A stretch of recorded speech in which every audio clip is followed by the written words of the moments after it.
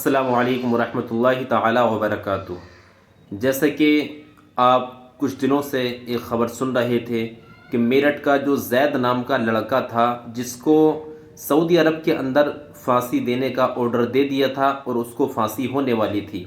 لیکن بڑی راحت کی خبر نکل کر کے سامنے آئی ہے کہ وہ زید نام کا لڑکا جو کہ 2018 میں سعودی عرب کام کرنے کے لیے گیا ہوا تھا اور وہاں پر جانے کے بعد اس نے ڈرائیونگ کی، کسی کی وہ کار چلایا کرتا تھا اور ساتھ ہی ساتھ اس نے سوچا کہ جو میری انکم کار چلانے سے جو بھی اس کی سیلری تھی وہ اتنی زیادہ نہیں ہو پا رہی تھی جس سے وہ اپنا خرچہ پورا چلا سکتا تھا، گھر والوں کو بھیج سکتا تھا۔ لیکن جس کیس کے اندر اس کو پھنسایا گیا تو وہ سب چیزیں کیا ہیں اور آخر اس معاملے کی حقیقت کیا ہے؟ تو جیسے کہ بتایا جا رہا ہے کہ وہ زید نام کا لڑکا یہ ہاؤس ڈرائیونگ کے لیے گیا ہوا تھا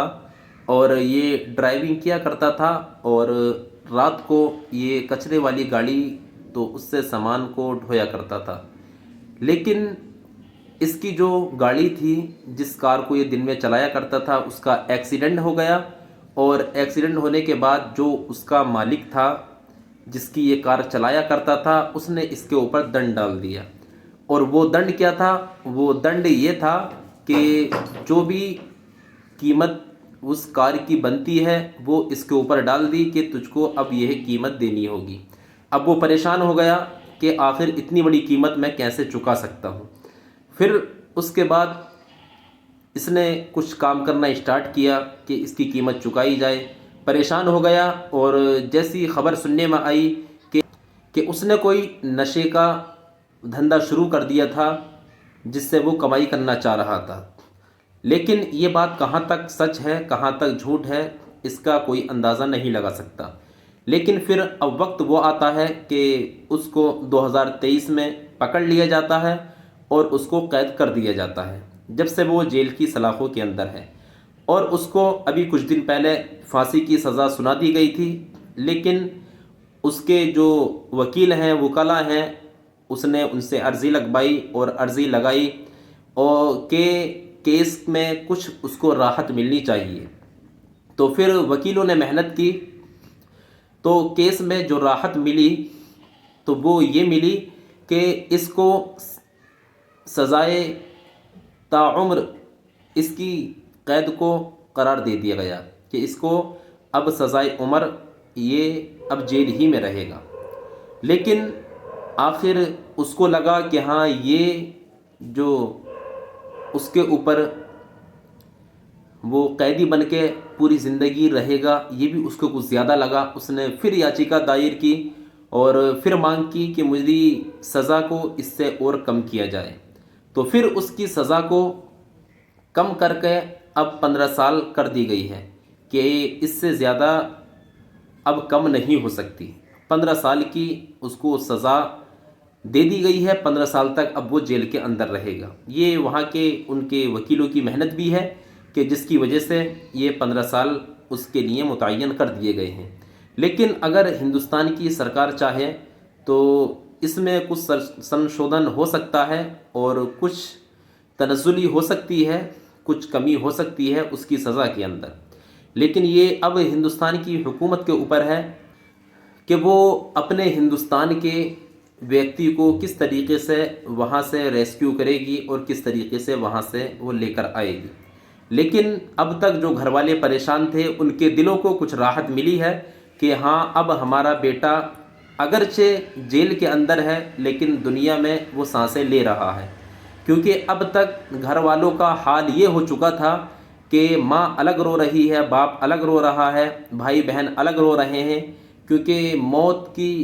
جو تاریخ تھی اس کو بالکل کھول دیا گیا تھا۔ سب کو معلوم تھا کہ ہاں سعودی عرب کے اندر اس کو اب پھانسی لگنے والی ہے، تو سب کے دل پریشان تھے، سب رو رہے تھے، لیکن اب سب نے راحت کی سانس لی ہے کہ اگرچہ وہ جیل ہی کے اندر ہی بند ہے لیکن وہ اس دنیا میں رہ کر اپنی سانسیں لے رہا ہے، زندہ ہے۔ کوئی نہ کوئی دن آئے گا جس دن اس کو رہا کیا جائے گا، کیونکہ سعودی کی حکومت سے کوئی یہ امید نہیں کر سکتا تھا کہ اگر وہ پھانسی کی سزا دے دے تو وہ اس کو پلٹ دے، لیکن ہو سکتا ہے اس میں ہندوستان کی حکومت کی بھی محنتیں رہی ہوں کہ اس نے اپنے ہندوستانی ایک ویکتی کو ایسی سزائے موت سے بچایا ہو. اور یہ سب چیزیں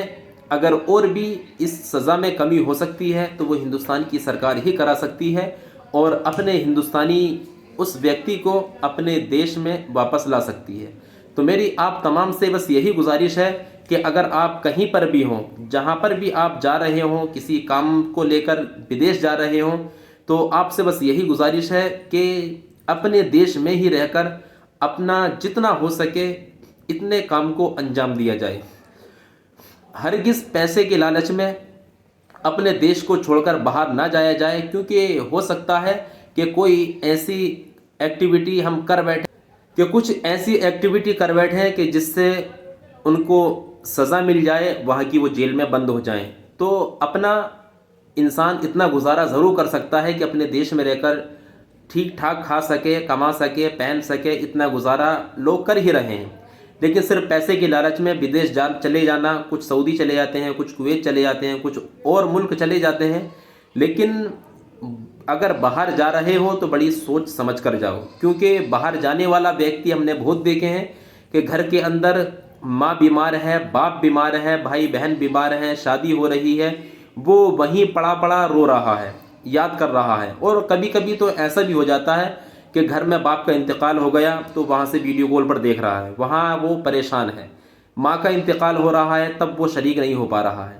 تو ایسا پیسہ بھی کسی کام کا نہیں کہ جس میں باپ کا، ماں کا، بھائی بہن کا چہرہ دیکھنا نصیب نہ ہو. ادھر بھائی بہن کی شادی ہو رہی ہے، ادھر وہ اپنا الگ پڑا ہوا یاد کر رہا ہے، سوچ رہا ہے کہ سارے پیسہ میں نے کما کر دیا لیکن میں ہی اپنے بھائی بہن کی شادی میں شریک نہیں ہوں. تو جتنا ہو سکے آپ تمامی حضرات اپنے دیش میں رہ کر ہی کمائیں، کھائیں، اپنے وطن عزیز کو چھوڑنے کی غلطی ہرگز نہ کریں. اور ہم سب دعا کرتے ہیں کہ اللہ تبارک و تعالی وہ شخص جو کہ جیل کے اندر بے گناہ بند ہیں ان کو اپنے وطن عزیز میں واپس کر دے. اور اللہ تبارک و تعالی سے بس یہی دعا ہے کہ جتنے بھی ہمارے ہندوستانی بھائی باہر رہ رہے ہیں وہ صحیح سلامت اپنے کام سے لوٹ کر اپنے گھر پہنچ جائیں، اپنے ماں باپ، فیملی والوں سے وہ مل جائیں. آپ حضرات اس ویڈیو کو اپنے دوستوں احباب تک ضرور شیئر کیجیے گا. خدا حافظ. السلام علیکم ورحمۃ اللہ تعالی وبرکاتہ.